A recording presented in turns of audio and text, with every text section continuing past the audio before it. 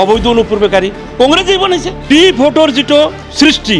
আৰু পোৱালি যোগালে পোৱালি উঠালে কোনে কংগ্ৰেছে মিয়া সমাজ কংগ্ৰেছ মুক্ত কৰিব লাগে নতুন দল সৃষ্টি কৰাও হ'ব পাৰে কিয় নহ'ব প্ৰয়োজনতোৰ নতুন দলো হ'ব পাৰে কংগ্ৰেছক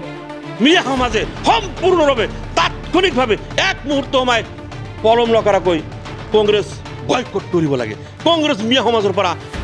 আঁতৰ কৰিব লাগে অসমৰ স্বাৰ্থ ৭২% কৰিলে কি ভোট বৰ্জন কৰিল হ'ল আৰু এই কাৰ্যটো বিশেষকৈ কৰালে কোনে কংগ্ৰেছে কৰালে মানে কি কংগ্ৰেছে কৰালে মানে এওঁলোকক বিদেশীৰ পক্ষ টানি থিয় কৰালে তেতিয়াৰ পৰা এই কংগ্ৰেছে এই মানুহখিনিক বিদেশী বনোৱা আৰম্ভই নকৰিল অকল বিদেশী বনাই পেলালে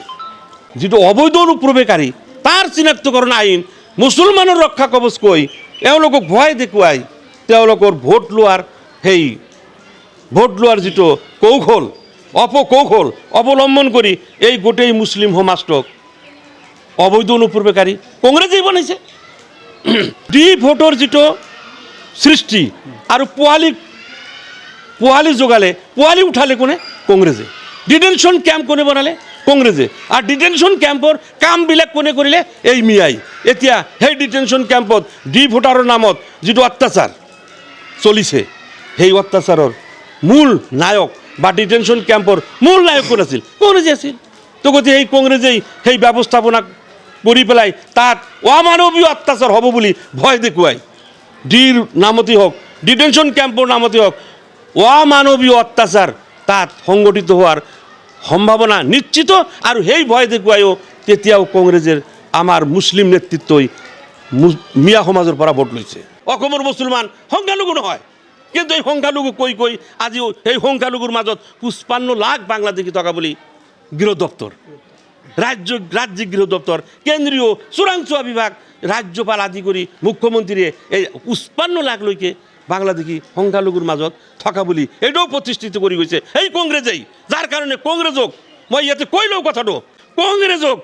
মিয়া সমাজে সম্পূৰ্ণৰূপে তাৎক্ষণিকভাৱে এক মুহূৰ্ত সময় পলম নকৰাকৈ কংগ্ৰেছ বয়কট কৰিব লাগে কংগ্ৰেছ মিয়া সমাজৰ পৰা আঁতৰ কৰিব লাগে মিয়া সমাজ কংগ্ৰেছ মুক্ত কৰিব লাগে বেলেগৰ পিছে কিমান দিন ঘূৰিব এই জাতি নিজৰ ভৰিত আগত থিয় হওক ৯ দিনৰ ভিতৰত এই গোলাম ওছমানী শুনক ইউএমএফ সৃষ্টি কৰি হিতেশ্বৰ শইকীয়াৰ কোলাৰ পৰা বাহিৰ হৈ আহি ইউএমএফ সৃষ্টি কৰি ৯ দিনত ৭০টা এম এল এ লৈ গৈছে বহুত সময় আছে নতুন দল প্ৰয়োজন যেনেকুৱা ষ্টেপ ল'লে গণতান্ত্ৰিকভাৱে যি ষ্টেপ ল'লে হিমন্তই ৰাজি হ'ব তেনেকুৱা প্ৰয়োজনত বাধ্য কৰাব লাগে তেনেকুৱা ষ্টেপ ল'ব পাৰে লাগিব পাৰে নতুন দল সৃষ্টি কৰাও হ'ব পাৰে কিয় নহ'ব প্ৰয়োজনতোৰ নতুন দলো হ'ব পাৰে